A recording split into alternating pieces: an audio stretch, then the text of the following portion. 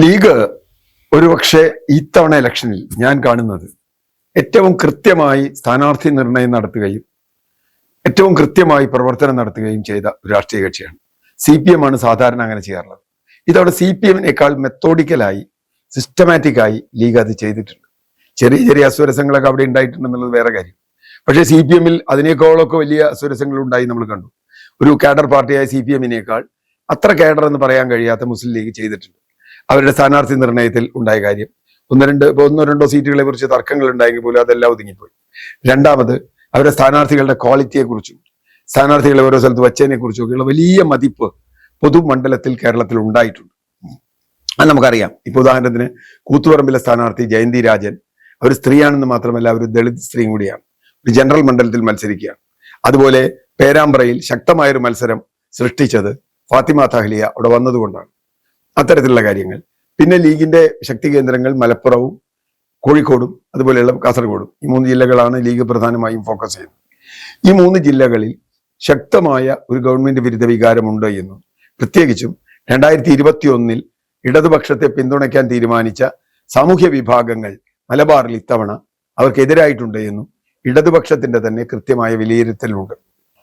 ഇതുകൊണ്ടെല്ലാം തന്നെ വലിയ തോതിൽ പ്രതീക്ഷ മുസ്ലിം ലീഗ് വയ്ക്കുന്നുണ്ട്. മുസ്ലിം ലീഗ് എങ്ങനെ പോയാലും കുറെ സീറ്റുകൾ പിടിക്കാറുണ്ട്. അതിൽ ഏറ്റവും പ്രധാനപ്പെട്ട ഒരു സ്ഥലം ഇപ്പൊ മഞ്ചേശ്വരം എപ്പോഴും ഒരു സംശയമുള്ള സീറ്റാണ്. ഇത്തവണ മഞ്ചേശ്വരം BJP-ക്ക് പോലും സംശയമില്ല, അവിടെ ജയിക്കാൻ പോലും. മഞ്ചേശ്വരവും കാസർഗോഡും അവർ കൃത്യമായി ജയിക്കും എന്നവർക്ക് നന്നായിട്ട് അറിയാം. അതുപോലെ കണ്ണൂർ ജില്ലയിൽ അവർക്ക് അഴീക്കോട് ഒരു സീറ്റുണ്ട്. അഴീക്കോടും കൂത്തുപറമ്പും. കൂത്തുപറമ്പ് 2 സീറ്റുകളിൽ ഇത്തവണ ശക്തമായ മത്സരം നടക്കുകയാണ്. വേണമെങ്കിൽ UDF അനുകൂലമായ ഒരു തരംഗമുണ്ടെങ്കിൽ ആ 2 സീറ്റുകളും ജയിക്കാം എന്നൊരു തോന്നൽ അവർക്കുണ്ടായിട്ടുണ്ട്. ഏറ്റവും പ്രധാനമായി ലീഗ് നേടാൻ പോകുന്ന ഒരു ജില്ല കോഴിക്കോടാണ് എന്ന് എനിക്ക് തോന്നുന്നു. കോഴിക്കോട് കഴിഞ്ഞ തവണ തന്നെ അവർക്ക് 2 സീറ്റ് ഉണ്ടായിരുന്നു. അത് ഇത്തവണ കഴിഞ്ഞ ഒരു സീറ്റ് ഉണ്ടായിരുന്നു. ഒരു സീറ്റ് കൊടുവള്ളി സീറ്റ് മാത്രം KK രമയുടെ നവടകര ഘടകകക്ഷിയുടെയാണ്. ഒരു സീറ്റ് ഉണ്ടായിരുന്ന ഈ ലീഗിനെ സംബന്ധിച്ചിടത്തോളം ഇത്തവണ അവർ അതിൽ കൂടുതൽ കാര്യമായി പ്രതീക്ഷിക്കുന്നുണ്ട്. കുറ്റ്യാടി സീറ്റ് അവർ ശക്തമായ തിരിച്ചുവരവ് നടത്തും. കൊടുവള്ളി സീറ്റ് പിടിക്കും. കുന്നമംഗലം സീറ്റിലും അവർക്ക് ശക്തമായ സാധ്യതയുണ്ട് എന്നാണ് അവർ വിലയിരുത്തുന്നത്. അതുപോലെ കോഴിക്കോട് സൗത്തിൽ ഇത്തവണ അവർ ജയിക്കുമെന്ന് അവർ ഉറപ്പായി തന്നെ കരുതുന്നു. എന്ന് പറഞ്ഞാൽ 4-5 സീറ്റ് വരെ ലീഗിന് കിട്ടാം എന്ന രൂപത്തിൽ. മാത്രമല്ല ലീഗിന്റെ ആ ചലനം, ആ കിട്ടുന്ന ചലനം മറ്റു മണ്ഡലങ്ങളിൽ UDF-നും ഇപ്പോൾ നാദാപുരത്തും കൊയിലാണ്ടിയിലും ഒക്കെ UDF-നും അത് സാധ്യത വർദ്ധിപ്പിക്കുന്നു എന്ന ഒരു തോന്നൽ തിരുവമ്പാടിയിലടക്കം. തിരുവമ്പാടി ഇത്തവണ ലീഗിന് സാധ്യതയുള്ള മണ്ഡലമാണെന്നാണ് പറയുന്നത്. അങ്ങനെ വന്നാൽ 4-5 സീറ്റ് അവർക്ക് കിട്ടാം. അവിടെ 5 സീറ്റ് കോഴിക്കോടും അതിന് ഒരു സീറ്റെങ്കിലും കണ്ണൂരും 2 സീറ്റ് കിട്ടിയ അപ്പൊ തന്നെ 8 സീറ്റായി. എന്ന് പറഞ്ഞാൽ അവരുടെ ശക്തി കേന്ദ്രമായ മലപ്പുറത്ത് എത്തുന്നതിന് മുമ്പ് തന്നെ അവർക്ക് 8 സീറ്റ് എന്റെ ബലമായി എന്നർത്ഥം. മലപ്പുറത്തേക്ക് വരുമ്പോൾ കഴിഞ്ഞ തവണ ലീഗ് തോറ്റ സീറ്റുകൾ ഇത്തവണ പലതും അവർ തിരിച്ചു പിടിക്കും എന്ന തോന്നൽ അവർക്കുണ്ടായിട്ടുണ്ട്. ഇപ്പോ ഒരു ഏറ്റവും നല്ല ഉദാഹരണങ്ങൾ ഒന്ന് താനൂരാണ്. താനൂര് മുൻ മന്ത്രി അബ്ദുറഹ്മാൻ മത്സരിക്കുന്ന സ്ഥലം. സീറ്റ് കൊടുത്തിട്ടും പ്രചരണത്തിന് പോകാതെ അബ്ദുറഹ്മാൻ പിണങ്ങി വീട്ടിലിരുന്ന ഒരു കാര്യം നമുക്ക് ഓർമ്മയുണ്ട്. എന്ന് പറഞ്ഞാൽ അദ്ദേഹം ജയിക്കുമെന്ന് തന്നെ അദ്ദേഹം പോവുമല്ലോ. അദ്ദേഹത്തിന് അവിടെ ജയിക്കാൻ സാധ്യതയില്ല എന്നുള്ളത് അദ്ദേഹത്തിന് ഒരു സംശയമുണ്ട്. അതുകൊണ്ട് എന്ത് സംഭവിച്ചു? അദ്ദേഹം തിരൂർക്ക് മാറുകയാണ്. തിരൂർക്ക് മാറിയതുകൊണ്ട് തൊഴുത്ത് മാറ്റി കെട്ടിയോണ്ട് പശു പ്രസവിക്കില്ല എന്ന് പറയുന്ന മാതിരിയാണ് സംഗതി.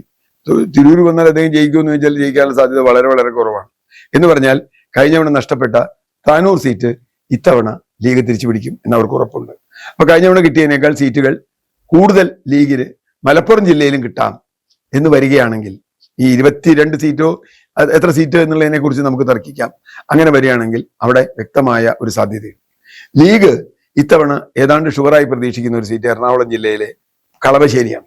കളമശ്ശേരിയിലും മന്ത്രി രാജീവിന് തോൽവിയാണ് ഉണ്ടാകുക എന്നാണ് CPM-ന്റെ അടക്കമുള്ള റിപ്പോർട്ടുകൾ വരുന്നത്. കാരണം കഴിഞ്ഞ തവണ തന്നെ ലീഗിന്റെയും UDF-ന്റെയും ശക്തി കേന്ദ്രമാണ് കളമശ്ശേരി. ഈ കഴിഞ്ഞ പഞ്ചായത്ത് നഗരസഭാ തെരഞ്ഞെടുപ്പിൽ 15,000 വോട്ടിലധികം ലീഡ് UDF-ന് കിട്ടിയ ഒരു മണ്ഡലമാണ് കളമശ്ശേരി. അതിനൊക്കെ മറികടന്നുകൊണ്ട് രാജീവ് ജയിക്കും. കഴിഞ്ഞ തവണ രാജീവിന് ജയിച്ച് മന്ത്രിയാവാൻ കഴിഞ്ഞതിന് കാരണം ലീഗിനകത്തുള്ള സ്പ്ലിറ്റാണ്. ഒന്ന് UDF-നകത്തുള്ള സ്പ്ലിറ്റാണ്, മറ്റു ചില ഘടകങ്ങളാണ്. ആ ഘടകങ്ങൾ ഇത്തവണ രാജീവിന് അനുകൂലമല്ല, ലീഗിന് അനുകൂലമാണ് എന്നാണ്. അങ്ങനെ വരുമ്പോൾ തീർച്ചയായും വലിയ തോതിൽ ഉണ്ടാവും. മറ്റൊരു സീറ്റ് തൃശ്ശൂർ ജില്ലയിലെ ഗുരുവായൂരാണ്. ഗുരുവായൂരും കഴിഞ്ഞ തവണ LDF ജയിച്ച മണ്ഡലമാണ്. ഗുരുവായൂരിൽ ഒരുപക്ഷെ ഇത്തവണ ഒരു അട്ടിമറി ഉണ്ടായേക്കാം. കാരണം കഴിഞ്ഞ ലോക്സഭാ തെരഞ്ഞെടുപ്പിൽ വലിയ തോൽവി UDF-ന് തൃശ്ശൂർ മണ്ഡലത്തിൽ ഉണ്ടാകുമ്പോഴും ഗുരുവായൂരിൽ മാത്രമാണ് കെ മുരളീധരൻ ലീഡ് ചെയ്തിരുന്ന മണ്ഡലം. നമ്മൾ ആലോചിക്കുക. എന്ന് പറഞ്ഞാൽ അവിടെ UDF-ന് ബേസ് ഉണ്ട്. അങ്ങനെ വരാം. പിന്നെ UDF-ന് തെക്കോട്ട് വന്നു കഴിഞ്ഞാൽ ചടയമംഗലമാണ് ഒരു സീറ്റ്, ചിഞ്ചുറാണി മത്സരിക്കുന്ന സീറ്റ്.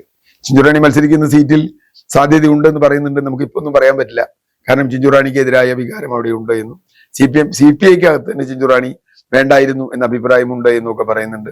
ആ അർത്ഥത്തിൽ വലിയ തോതിൽ ഒരു മത്സരം ലീഗിനെ സംബന്ധിച്ചിടത്തോളം ജയിച്ചാലും തോറ്റാലും വലിയ തോതിലുള്ള ഒരു മത്സരം അവർ മത്സരിക്കുന്ന എല്ലായിടത്തും കാഴ്ചവെക്കാൻ അവർക്ക് കഴിഞ്ഞിട്ടുണ്ട്. ആ മത്സരത്തിന്റെ ഫലമായി അവരുടെ സീറ്റിൽ എണ്ണം കൂടുതലുണ്ടാവും. മാത്രമല്ല, നേരത്തെ പറഞ്ഞതുപോലെ ന്യൂനപക്ഷ വിഭാഗങ്ങളിൽ വലിയ തോതിൽ ഒരു LDF വിരുദ്ധ വികാരമുണ്ട് എന്ന് തന്നെയാണ് പൊതുവെ ഒരു വിലയിരുത്തപ്പെടുന്നത്. അങ്ങനെയാണെങ്കിൽ ലീഗ് ഒരു ലക്ഷ്യം നേടിയേക്കാം, അല്ലെങ്കിൽ അതിന്റെ അടുത്തെത്തിയേക്കാം എന്ന് തന്നെയാണ് ഞാൻ കരുതുന്നത്.